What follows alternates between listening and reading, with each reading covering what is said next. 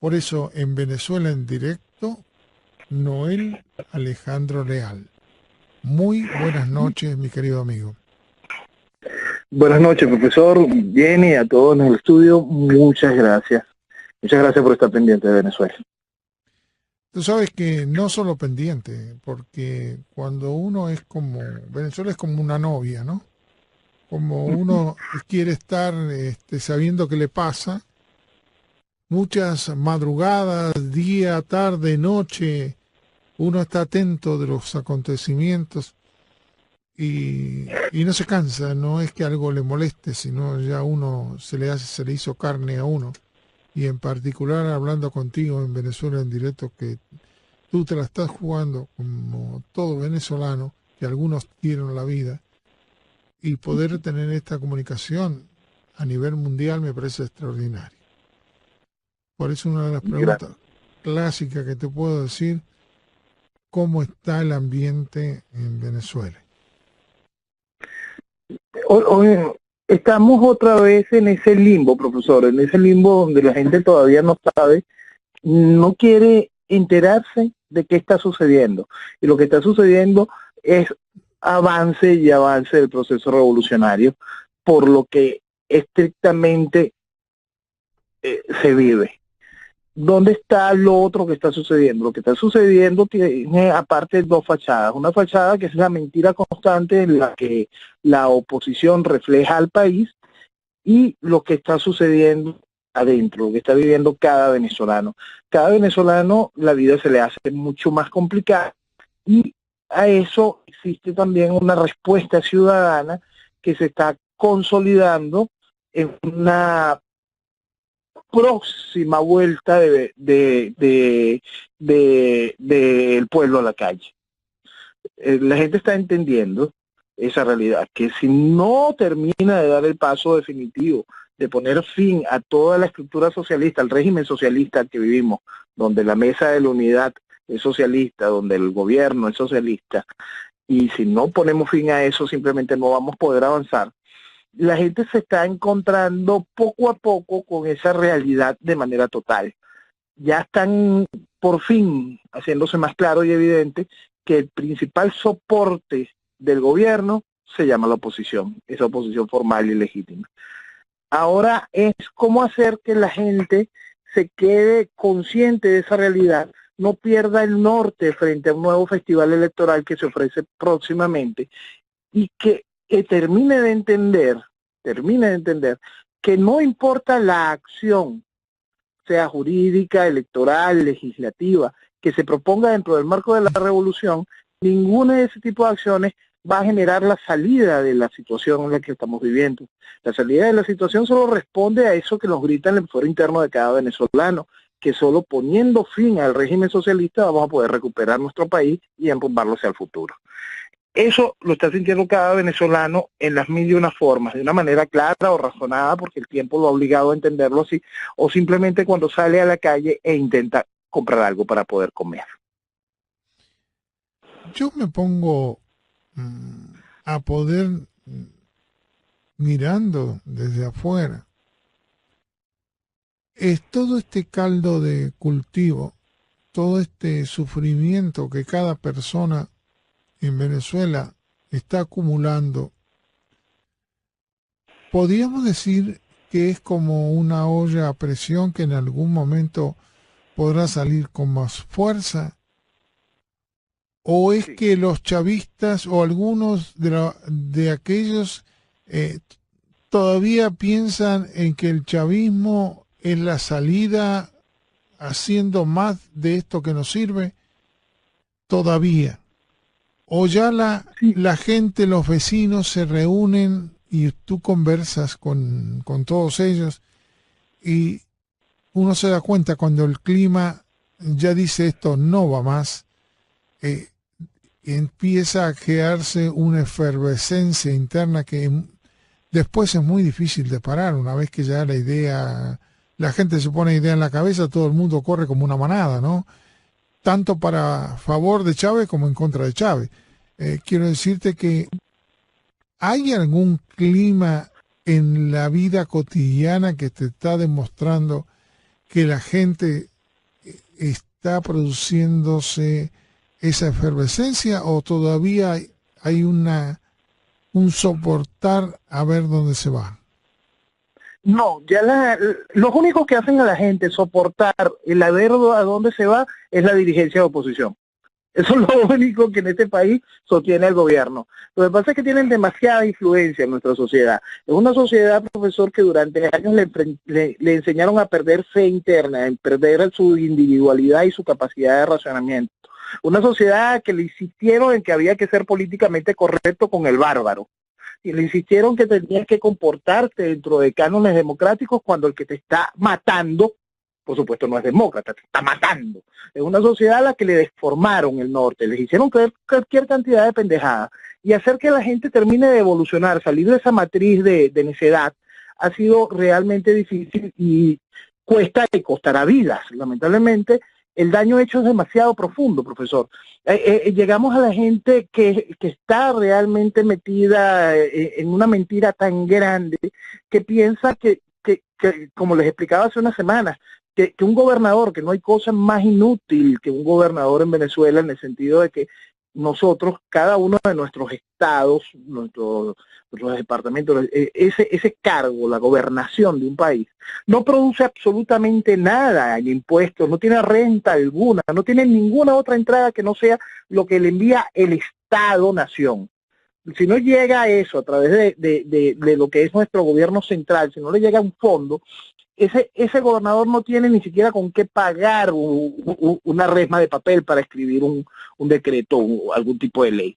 Entonces, la gente le siguen creyendo que ese gobernador tiene algún tipo de autoridad, autonomía, vida, fuerza dentro de un país que simplemente esa aberración se sigue consolidando más aún después del proceso constituyente del 99, donde se abolió la Cámara del Senado y por lo menos existía esa esperanza de tener una representación paritaria entre cada uno de los estados en el Senado y así promover de alguna manera, reforzar las acciones de un gobernador. Pero eso no, eso se votó y se eliminó. Y lo más gracioso es que cuando usted habla con estos candidatos a gobernadores de la oposición, lo primero que hacen es defender esta aberrante constitución que elimina esa posibilidad. Bueno, la gente todavía quiere creer en esa mentira, quiere refugiarse en esa mentira. Un gran sector del país ha sido empujado a creer que algo tan inútil como el voto en tiranía puede servir para otra cosa que no sea legitimar y vestir de democracia a la tiranía.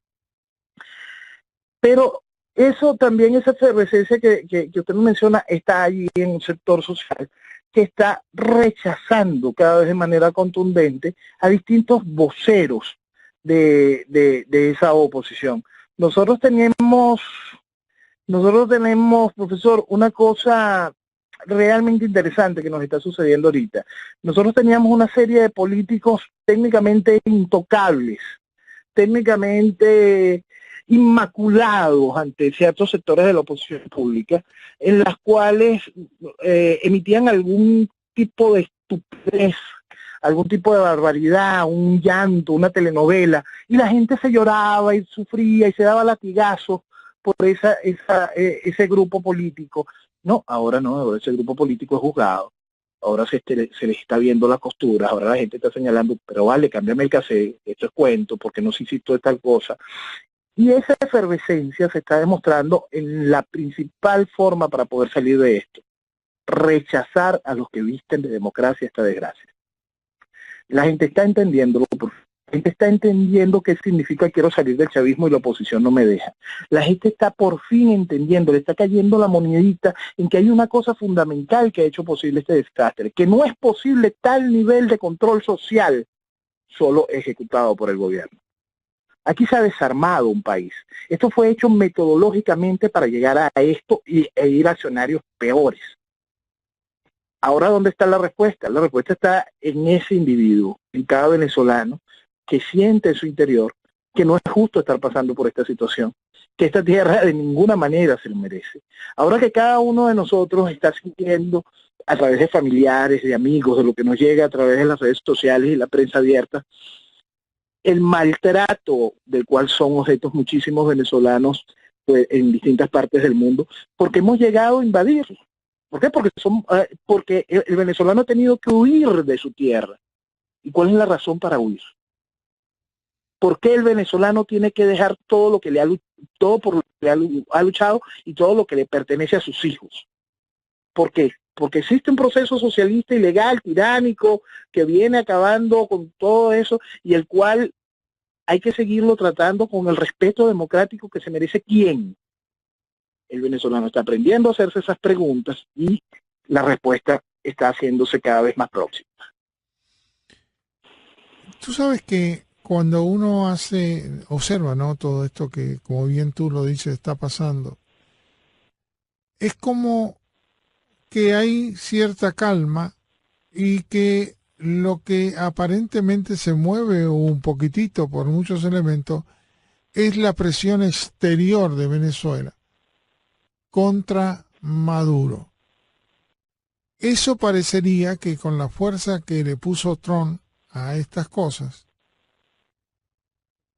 parecería que sí se avanza de alguna manera y se están esperando resultados en cuanto que el gobierno se ahogue en la parte económica, aunque pueden venirle salvavidas de otros lados, y tú lo sabes, no quiero ni hacerme el sabio ni ¿No? nada, pero pueden venir salvavidas que vendrán de Irán o vendrán de Rusia o Rusia y vendrán de China es la lo China, principal. ¿no? ¿Qué Rusia y China van a ser los principales salvavidas del régimen.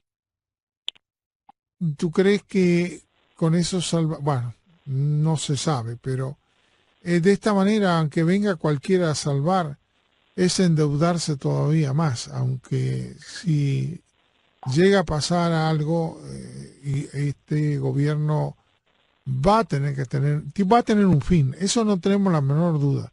No creo que Eso esto aguante, esto va a tener su fin. Ahora, tanto tiempo tarde para su fin es el que va a sufrir, es el hombre más pobre norteamericano, venezolano, y, y muchos de los muertos por enfermedad que no van a poder ser atendidos y por otras muchas razones que se combinan cuando uno se da cuenta, como cuando yo estuve en Cuba, para que tengas una idea, había que ir a buscar por el pueblo una aguja para coser o hilo para coser porque no había ni eso ni había lugar para comprarlo. Eso lo he vivido yo en Cuba, así que sé lo que estoy diciendo. usted está narrando el día a día de la principal reserva petrolera del planeta. Ok, pero Fíjense ese nivel de absurdo. y lo más lindo es que supuestamente tampoco tienen la capacidad de producir más para ellos juntar dinero. Parece que cada vez se va deteriorando más por falta de mantenimiento, por falta de inteligencia de aquellos que administran PDVSA, ¿no? No es falta de inteligencia como tal, profesor, y la falta de mantenimiento es una cosa ejecutada también metodológicamente. El gobierno lo que le interesa es esclavizar. Para poder esclavizar, lo primero que tienes es que ir cortando la libertad de la gente, ¿no? Y una de las principales cosas es la libertad económica en el mundo moderno. Si usted tiene ingresos, usted se siente fuerte.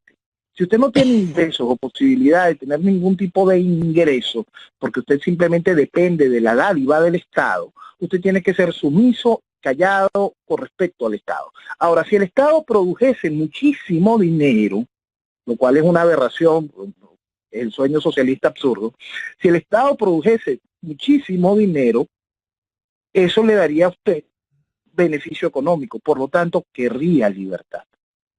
Por eso es que el gobierno destruye. Por eso es que un proceso socialista tiene que destruir cuando llega a un país que tiene este potencial de riqueza tan extraordinario.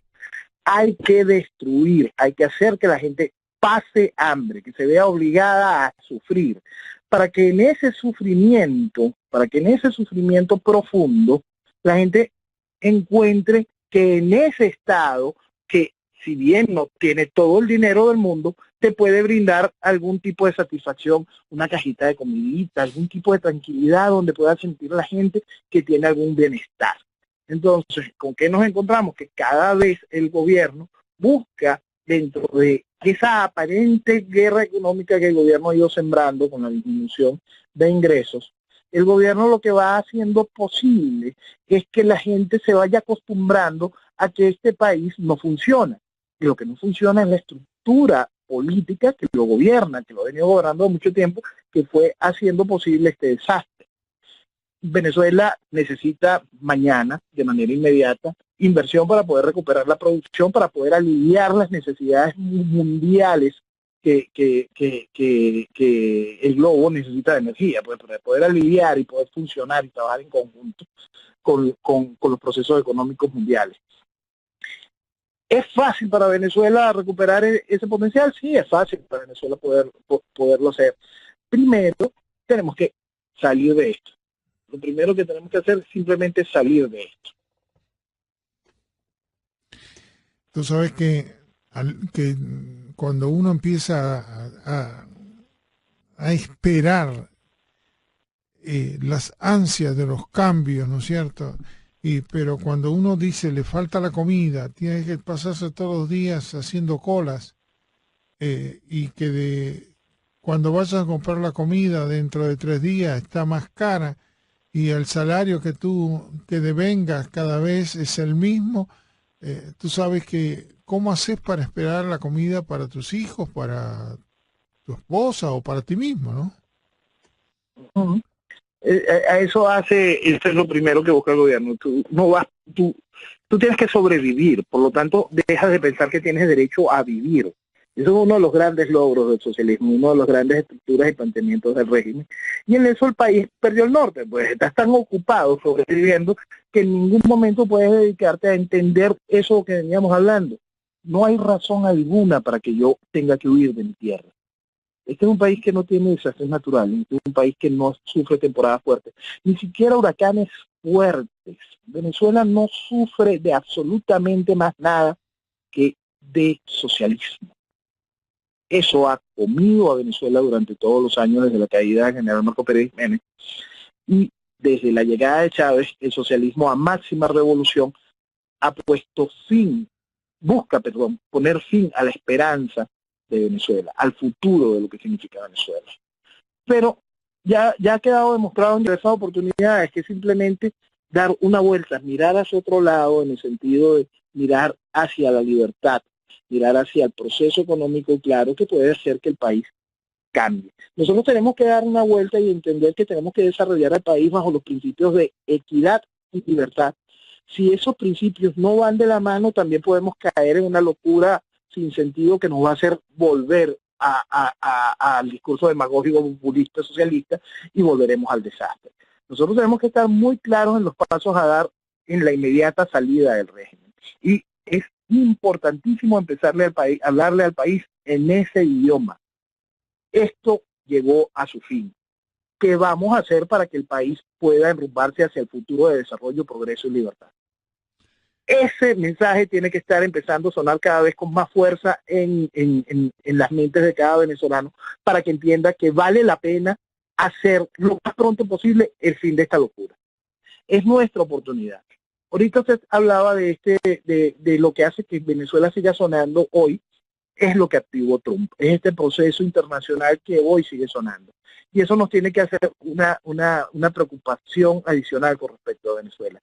La vocería venezolana, la vocería de oposición venezolana, que hace fuerte su mensaje en estructuras de gobiernos como el de los Estados Unidos, o mañana que sale el presidente de la Asamblea Nacional a visitar España, Francia, Inglaterra y Alemania. Y esa estructura política que representa Julio Borges, el presidente de la Asamblea Nacional, es la que nos tiene aquí, es la que ha vestido de democracia esta desgracia. Si el mundo toma como referente de oposición de Venezuela a esas voces, nosotros vamos a seguir aquí. Esas voces están promoviendo la continuidad del circo electoral. Esas voces inscriben candidatos, inscriben como si hubiese algún tipo aquí de respuesta posible en el fenómeno electoral, si hubiese aquí algún tipo de espacio dentro del control político que ejerce el gobierno dentro del esquema electoral. Esta gente está inscribiendo candidatos a estas gobernaciones inútiles. Esta gente le está diciendo al país que con el voto puede cambiar de alguna manera esta realidad. Y esta es la gente que va a ir a hablar en nombre de Venezuela. de esa Venezuela que hasta hace nada colmaba las calles de esa Venezuela en la que le estaban matando a sus hijos a sangre y fuego al salir a protestar. Son tan aberrantes, profesor, que no sé si esto ha colado hasta allá, que en medio de la barbarie de la cual ellos son protagonistas, han sido colaboradores activos con respecto al gobierno, hoy se visten de la gloria de esos jóvenes que cayeron. Durante las protestas hubo una figura muy importante, y vendrá mañana, que fueron los jóvenes escuderos. Eran jóvenes, ustedes los vieron en todos lados en fotografías, jóvenes que cargaban escudos de cartón, de metal o de plástico para poder defenderse frente a las balas del régimen criminal. Y estas personas tan aberrantes que están en su campaña política, que están en su mentira, promoviendo la mentira electoral, les dicen al país que ellos son los escuderos de esa democracia. ¿De qué democracia? Aquí no hay democracia desde 1999. Nosotros vivimos una ficción, una mentira, un teatro desde que se entregó el Congreso en 1999. Y esta gente pretende seguir mintiendo al país de una manera descarada. Lamentablemente, la mayor representación de esa gente que ha mentido durante todos estos años, hoy es la cabeza de la figura de la inútil Asamblea Nacional. Y va a pasear por el mundo un mensaje que lamentablemente es bien negativo para la realidad venezolana. Un mensaje que lamentablemente busca que las sanciones no tengan la contundencia necesaria. Busca no enfrentar a Maduro frente a la realidad. Busca no enfrentar a Venezuela frente a su realidad, ni enfrentar al mundo sobre la realidad venezolana. Tú sabes que el otro día cuando estaba aquí, lo hice con toda intención, fue cuando te traje al periodista colombiano ante la situación que está viviendo Colombia y que lo que se espera de Colombia, ojalá que no sea, pero va a ser muy triste. Y ayer las informaciones que nos llegaron para analizar, nos encontramos de que Colombia, la FARC o el partido político que tiene la FARC, tiene mayor preeminencia que los demás partidos políticos. Eso coincide con lo que dijimos el sábado pasado. O sea, la gente de alguna manera, ellos, lo que los analistas de los políticos colombianos dicen que eso es circunstancial, pero la realidad dicta que la gente da un voto más favorable a la guerrilla que a los políticos, ¿no? Y realmente va haciendo que el pueblo, peor que en Venezuela, porque Venezuela tiene con qué rehacerse y Colombia no lo tiene. Y esperemos que nunca en Colombia llegue al estado de extinción al que ha llegado Venezuela. Ojalá Colombia pueda reaccionar rápido, de verdad rápido, frente a esa realidad, frente a esa trampa mortal que le quieren meter al vestido de democracia a semejantes criminales. Fíjate, yo me pongo a pensar si los pueblos tienen capacidad de reacción. Y yo te voy a explicar que por la experiencia que uno tiene, uno le ve muy poca reacción a la gente común. Te voy a explicar por qué.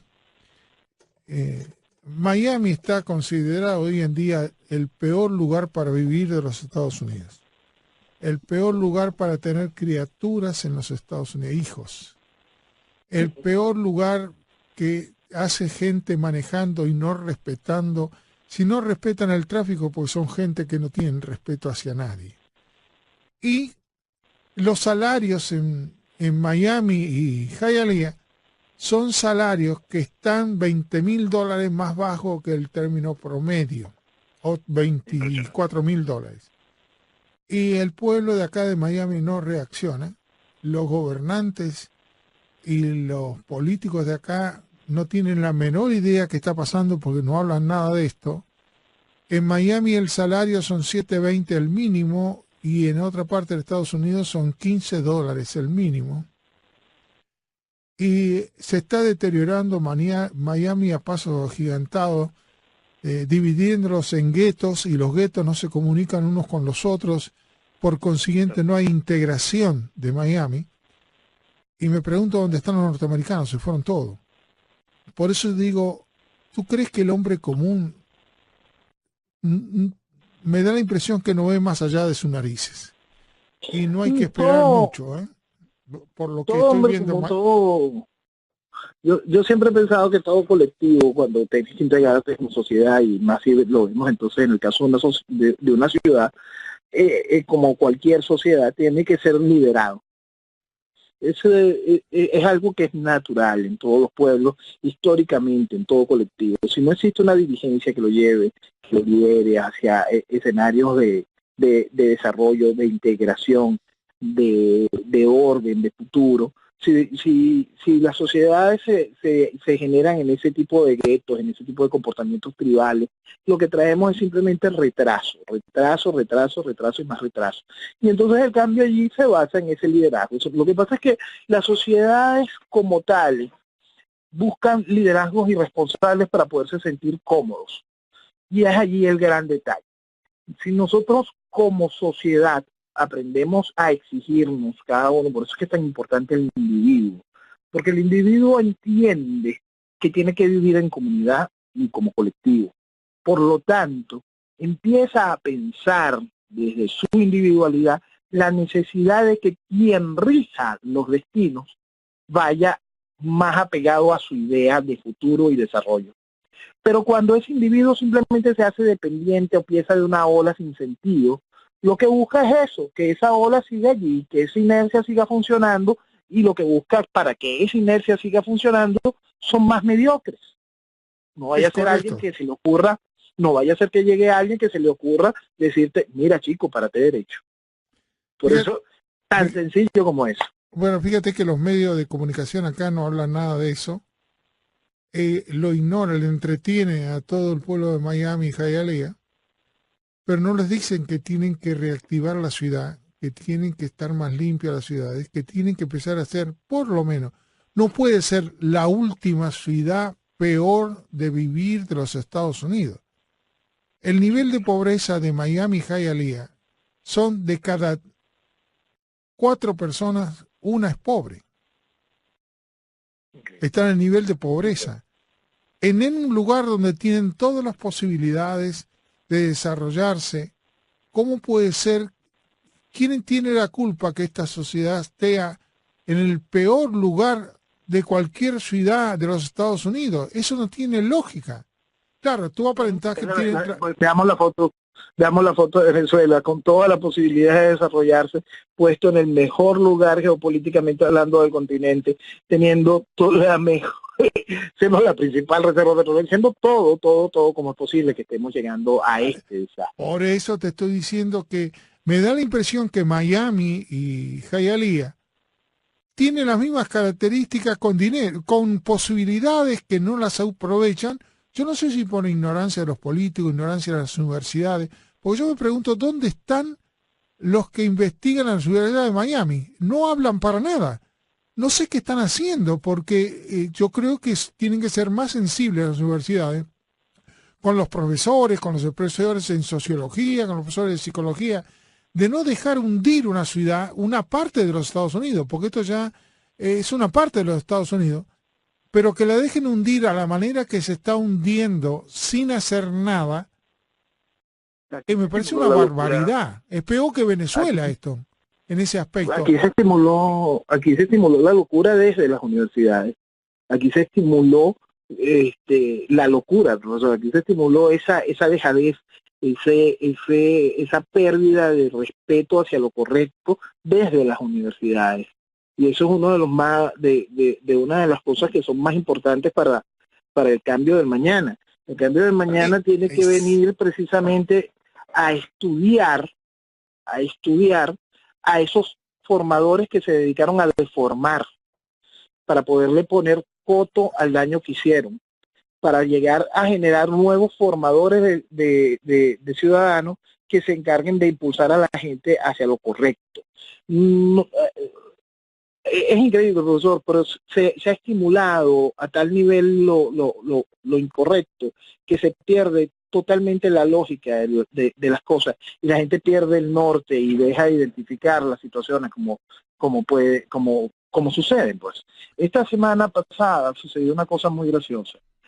Yo le califico como graciosa porque distrae frente a la gran realidad de lo que estamos viviendo. Pero es algo que quiero tocar porque nos ayuda a entender una gran cantidad de cosas y a despejar una cantidad de dudas. Esta semana fue detenida una camioneta, la camioneta pertenece a la esposa de Leopoldo López, la camioneta tenía 4 cajas contentivas de 200 millones de bolívares en efectivo, en billetes de 1.000 bolívares.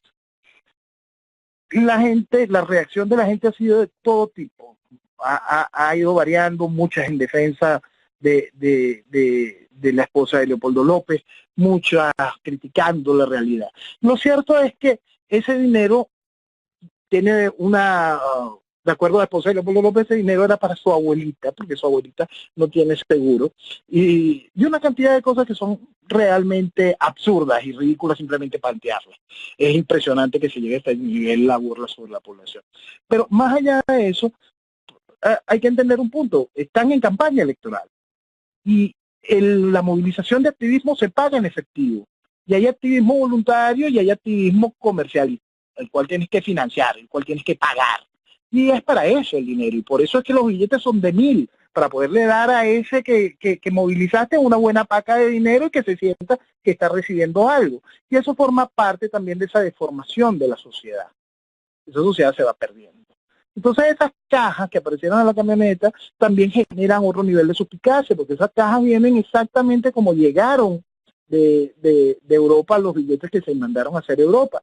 Y llegaron en esas cajas nuevecitas, el billete totalmente embalado, con sus ejes verdes. Entonces se hace la pregunta, ¿y cómo fue que llegaron esas cajas allí? ¿Dónde hubo la intervención bancaria en un país que tiene semejante crisis de efectivo? Porque a eso también hay que sumarlo.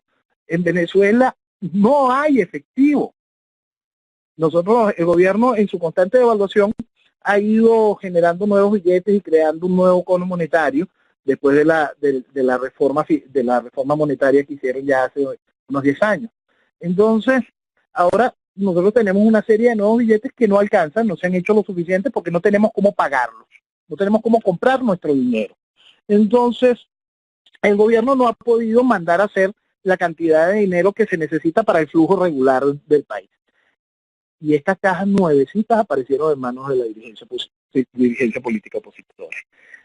Vamos a 200 millones de bolívares. ¿Cuántos dólares 200 son? millones de bolívares, ¿qué son? Exacto. 200 millones de bolívares, ¿qué son? Al cambio paralelo, al cambio de la calle, al cambio de nuestra realidad, son apenas 11.000 dólares. No es una cifra. Claro, pero vamos a esos mismos 200 millones y vamos a llevarlo a una de las tasas oficiales, que es lo que es el DICOM para personas naturales. Aquí como usted sabe, existe un control de cambio en el país. Y ese control de cambio en el país obliga a que cada vez que se habla de dólares, uno tenga que sacar muchas cuentas en la cabeza para poder saber qué significan. Y entonces, si esos 200 millones de bolívares los llevamos a la tasa del DICOM de personas naturales, que la tasa está hoy en 11.300 y pico bolívares, significa que esos 200 millones de bolívares ya no son 11.000 dólares, sino 17.000. Pero si lo pasamos a la tasa del DICOM de personas jurídicas, de las empresas que pueden entrar dentro de las subastas y los bancos que pueden entrar dentro de las subastas raras que organiza el gobierno para poder dar algo de liquidez en divisa, ese cambio es de 3.345. Significa que esos 200 millones de bolívares son casi 60.000 dólares. Pero vamos a llevar esos 200 millones al dólar protegido. El dólar protegido es una aberración que tiene el gobierno, que todavía tiene el gobierno una gran cantidad de dólares que otorga, supuestamente para medicinas, comida, pero también para el béisbol, para que el béisbol venezolano pueda pagar por peloteros extranjeros y sus insumos. Imagínense que otras cantidades de cosas podrán salir por ese dólar protegido. Que ese dólar protegido, el cambio es a 10 bolívares. Es decir, esos 200 millones de bolívares son 20 millones de dólares. 20 millones, entiendo. No hay un parámetro para medir una cosa a la otra. Sí, sí, entiendo. Sí lo hay, pero Entonces, es ilógico, va. fíjese cómo esas 4 cajitas generan una gran cantidad de espacios y dimensiones que van desde la salud de la abuelita que no tiene acceso al seguro, o la aberración salvaje de que en el mercado al cual tienen acceso ciertas personas, esos son 20 millones de bolívares, 20 millones de dólares. Increíble. Sí, sí, sí, lo pones Es así, una no. cosa totalmente psicótica. También tengo una información ahora que ha llegado que el 60% de los niños menores de 5 años tienen desnutrición en Venezuela. Uh-huh. Sí, cada vez hay mucho más hambre, hay difteria, hay, hay todo lo que aquí en este país se había erradicado, profesor. Nosotros en cuestiones de enfermedades tropicales, nosotros habíamos avanzado muchísimo, ¿no? Nosotros estas cosas de leishmaniasis, feria amarilla, mal de Chagas, difteria, lepra y por supuesto desnutrición, era algo que en este país no existía. Aquí haya habido pobreza. Durante los últimos años, antes de la llegada del chavismo, tuvimos un, un porcentaje de país, un porcentaje de país en pobreza crítica. Pobreza crítica, sinónimo de desnutrición, no. Hoy, pobreza no crítica es sinónimo de desnutrición en Venezuela.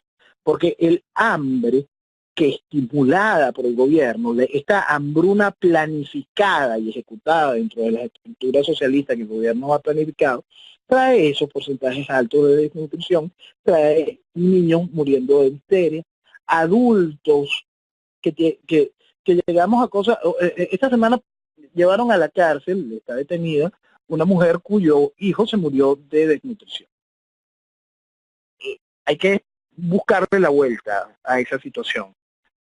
Uno ve la foto de la mujer y la mujer está en el hueso.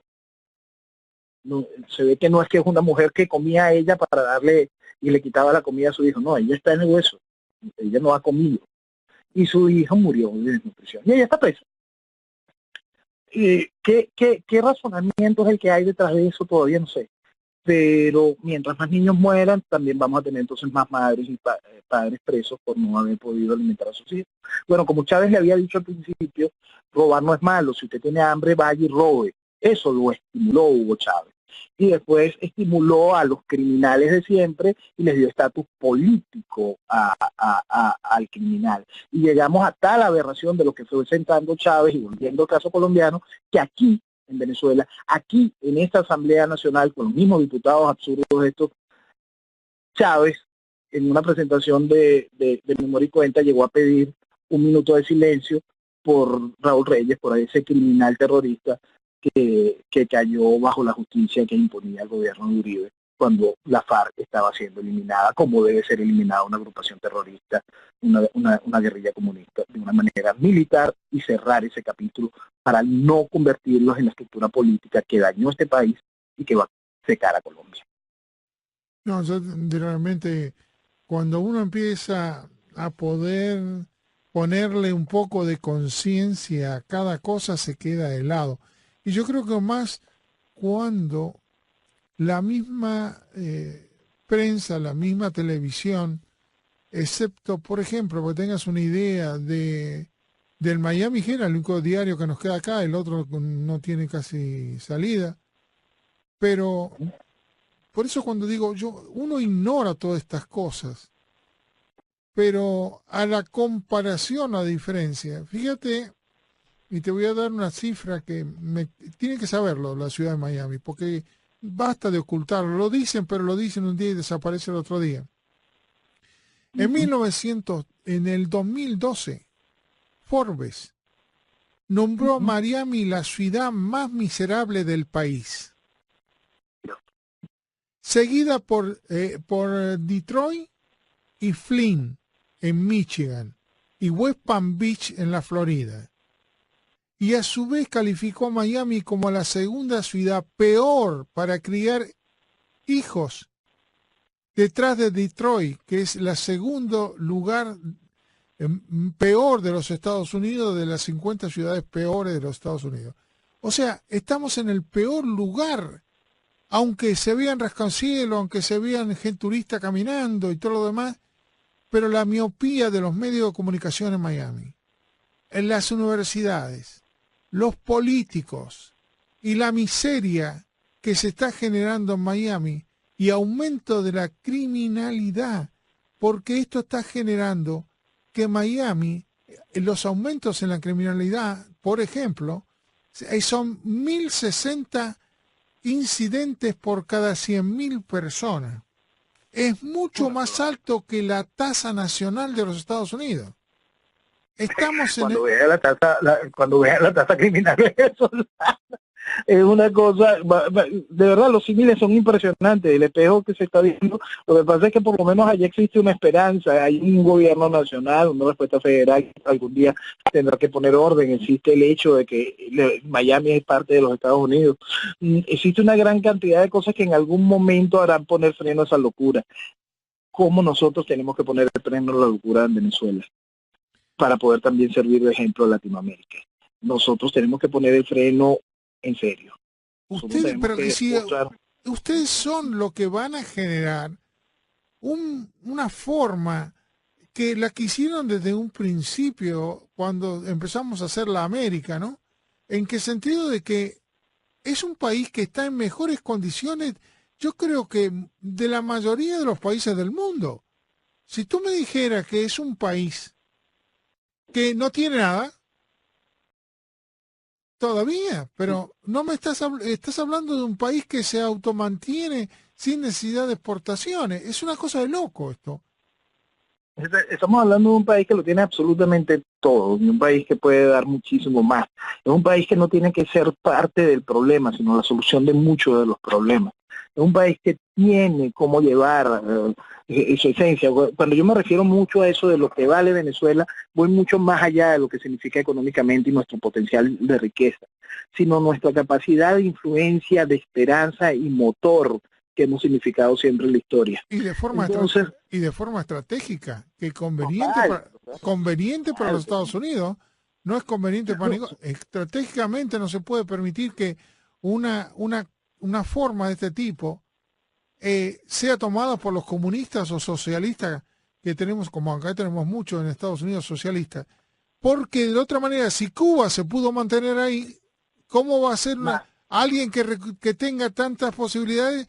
Bueno, si no fuimos capaces de sacar a Castro, te puedes imaginar con Venezuela. Exacto, por eso es que las decisiones también tienen que ser muchas, las decisiones tienen que salir directamente del país. La rebeldía natural del venezolano ha sido mediatizada y controlada gracias a esa estructura que te obliga a ese comportamiento políticamente correcto como un criminal. Esa rebeldía natural del venezolano es la que tiene que tomar de nuevo conciencia de lo que es nuestro país, de lo que somos y de la oportunidad salvaje que nos están robando, que nos están quitando. Ahora, no solo que nos la robaron, no solo que nos la robaron y nos la quitaron en este momento, sino que no nos van a dejar futuro. Cada día que pasa, Venezuela se hipoteca más. Cada día que pasa, Venezuela es más presa de un mañana que no tiene ningún tipo de razón. Por eso es tan importante las tomas de decisiones estratégicas, claras y contundentes desde hace tiempo. Y hoy tienen que llegar a la luz. Bueno, yo creo que todo el mundo se está moviendo, pero lo más lindo es que se mueven todo con una lentitud de pato, que cuando llegan a buscarle una solución tendrían que haberla puesto mucho tiempo antes para que tenga un efecto. Siempre lo que se pone ya no sirve, ya está pasado el efecto, ¿no? Y espero, como siempre, que te estamos diciendo contigo y vamos peleando, y lo deseamos para muchos países latinoamericanos, en el caso de Colombia, porque yo no creo que sea muy favorable que de alguna manera, a ver cómo te podría decir, hay efectos que son positivos y hay efectos que son negativos. Tú puedes tener el mismo, como ejemplo que hizo Trump, decir que le iba a invadir en un momento no adecuado, aunque esté en plantilla, y lo único que hizo es favorecer al régimen para que le dé armas a todo el mundo para atacar al pueblo que está en contra de él. Ese es un No, efecto yo más bien negativo. agradezco muchísimo, yo más bien agradezco muchísimo el comentario, porque el comentario ayudó muchísimo a que el país identificara que el enemigo no solo es el gobierno.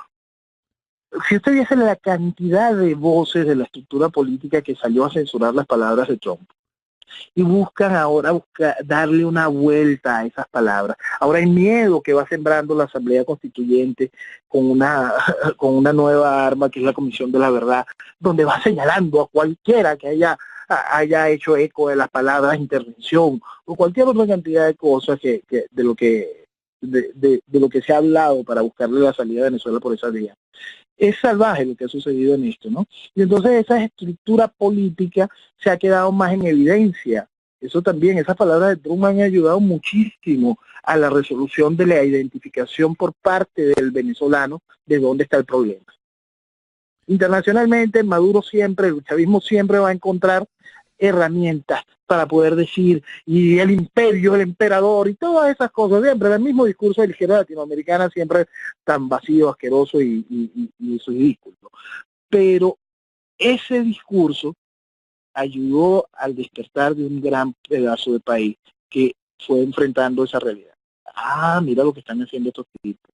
Mira, ¿por qué están defendiendo al gobierno? Están defendiendo al gobierno. Esa realidad está ayudando. Mientras ese sea el mensaje, ayuda muchísimo más de lo que nos hunde. La prensa dirá que no, que todo es posible, Maduro se aprovecha, tiene un enemigo, el imperio siempre ataca. No, no, no, no, no. Al venezolano le está ayudando a que la monedita le entre y le entienda de que si ponemos fin a esta locura, vamos a poder encontrar apoyo para nuestro desarrollo, para nuestro futuro, para nuestro mañana. Ahora, yo me digo, en este momento la gente, o supongo que muchos venezolanos están dejando Venezuela. También es una forma de sacar presión, digo yo, por la cantidad de que algunos profesionales se estarán yendo de Venezuela también, ¿no? No solo profesionales, nosotros primero hicimos esa exportación de cerebros y salió cualquier cantidad de gente que tenía las herramientas intelectuales, económicas para generarse y forjar su futuro. Después sale la segunda etapa que ya es la desesperación, ya es un poco del miedo, de la sensación de inseguridad, que es inseguridad, buscar calidad de vida, pero ahora ya lo que está saliendo es el asunto de vida o muerte. Entonces llevamos rato que va saliendo el venezolano por oleadas y es lo que está generando estos conflictos en Panamá, en Colombia y hasta en Brasil. Recientemente en Brasil estuvieron Rodri Navarro y Eduardo Vitar exponiendo la situación venezolana en la Comisión de Defensa y Política Exterior del Senado, del Congreso brasileño. Y el embajador que estuvo en representación del gobierno brasilero, el encargado, el representante de la Cancillería de Itamaraty en el Congreso para ese día, hizo un análisis del movimiento en frontera y puso mucho ojo a lo que está sucediendo con respecto a la cantidad de venezolanos que están pasando la frontera y lo que está sucediendo en su territorio. Ven ciertas partes positivas en la economía y ven ciertas partes que les van preocupando. Y esa es la frontera que tiene menos movimiento. Entonces, si vemos a un país como Brasil, si vemos la estructura de cómo funciona la Cancillería de Itamaraty, poniendo ojo a esa situación, ¿qué queda para el resto de los países que sí estamos invadiendo de frente? Donde miles y miles de venezolanos están huyendo y están buscando refugio. Eso hay que verlo porque nuestro problema no solo pasó de contaminar ideológicamente y con dinero a financiar estructuras políticas en cada uno de estos países y movimientos políticos como hasta el de Podemos en España y todo este tipo de desastres, sino que nuestro problema está ya siendo físico para esos países con venezolanos que están buscando algún tipo de futuro y dentro de ese tipo de futuro estos países no están en la capacidad de recibir a millones de venezolanos que están buscando. Sí, es verdad, le crea un cierto inconveniente también para todo. Cuando es siempre que hay mucha inmigración, y en particular inmigración que en vez de contribuir destruye el país, ¿no? En el sentido que hay que darle comida, alimento, educación, porque tienes que darle todo, no puede, y trabajo también, porque si no, ¿cómo se mantienen? Exactamente, porque ya esa primera, ese primer esa primera oleada de venezolanos estrictamente productivos y que llegaban con fondos para generar inversión y para generar futuro desarrollo en esos países, ya salió. Entonces ahora está llegando las oleadas de venezolanos que van buscando futuro con desesperación, con una mano adelante y la otra atrás. Venezolanos que necesitan ayuda.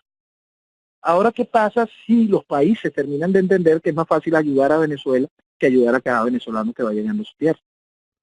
Es tan sencillo como es.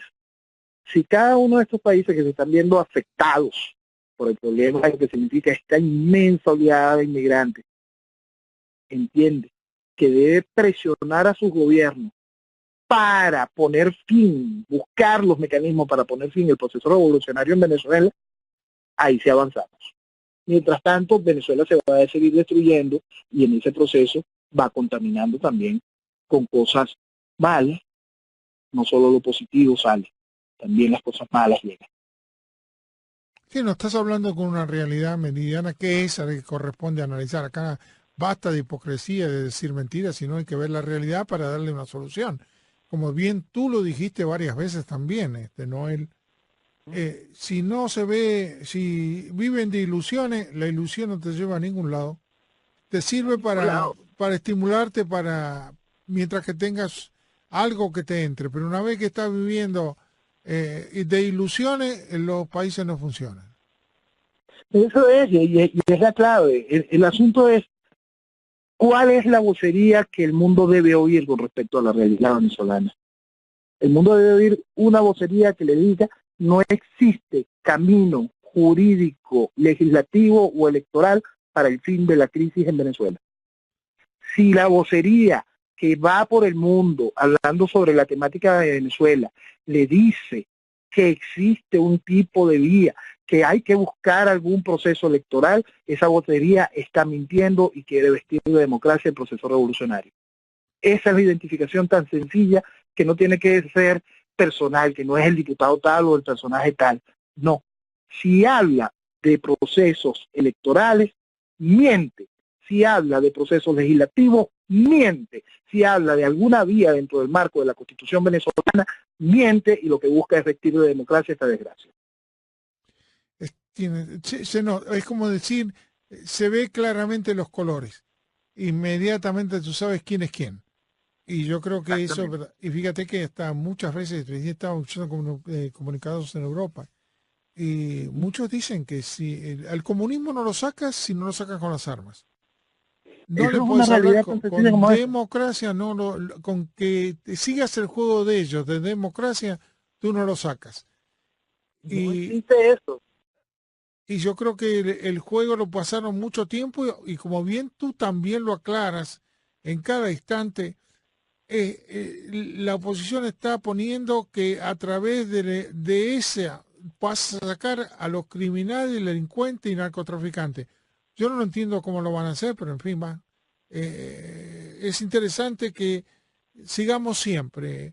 Y lo único que podemos decir es que Venezuela va a llegar un momento que va a ser libre. Por un lado, por el otro va a tener que llegar y ese es el fin que tiene, pero no hay que dejar que suceda por solo peso, sino hay que darle candela a las cosas para que traigan más fuego también, ¿no? Esa es la verdad.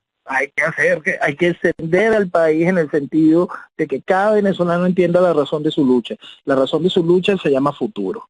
Si el venezolano identifica que no existe mejor futuro que en esta tierra de gracia, recuperamos al país. Mi querido Noel Alejandro Leal desde Venezuela, para que entiendan en vivo, estamos con Venezuela directamente hablando con ellos para ver lo que acontece y de qué manera se motivan y de qué manera podemos contribuir a que Venezuela sea libre. Eso es lo que se están anhelando. Y también estamos pensando que Colombia no siga el curso de Venezuela a través de darle a los criminales, narcotraficantes de la FARC, darle el poder como se lo dieron, que en este momento están favorecidos más que los políticos. Mira qué tristeza de Colombia. Así que un abrazo grandote. Gracias, muy buenas noches a todos.